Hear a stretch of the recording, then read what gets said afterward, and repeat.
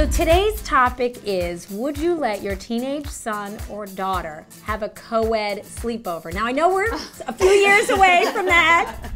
You know, the Dutch, right? Much more permissive than we are, allowing the co-ed sleepovers, talking to their kids about sex, and they have, you would think maybe they have a higher teen pregnancy rate than we do. No, they don't. So should we take a page out of the Dutch and say, go have sex in the corner bedroom?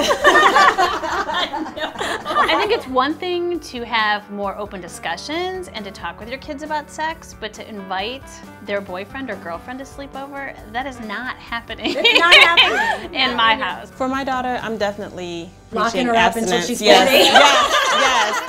No Right sex off the bat. until, yeah, I mean, you know, with you guys, I can say it wouldn't be the end of the world, but I think it could be for, I mean, it is for a lot of kids. It is the end of the world. It's the end of like childhood. It's the end of, you know, all of that stuff. So I want her to know that she should wait, and just, I don't want to be, you know, with this type of thing, I don't want to kind of walk the line. I want to be one way or the other with her. Yeah, I mean, it's funny. What I think about is you want to be open with your kids, right? I'm hoping my girls are 5.5 and 4. I'm hoping we're going to talk about it all the time, that I'm going to be the mom that they're going to come home and say, guess what, Mom? Come on, that's probably not going to be the case.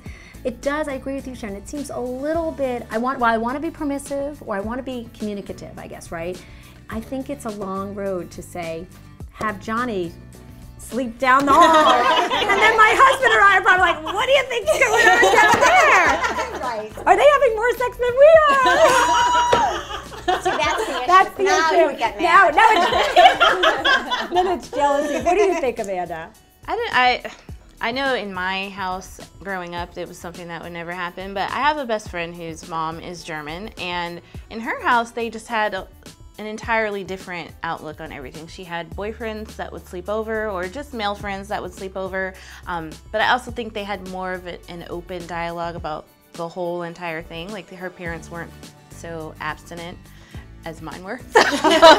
Mine were completely like... Speaking of abstinence, would any of you guys preach abstinence to your kids? You know, there's a new TLC show called The Virgin Diaries, all about people who are virgins until marriage. All right, this is a little bit bad, but when I was 16, I got arrested with my friend because we tried to buy alcohol, because apparently buying alcohol is illegal when you're 16. and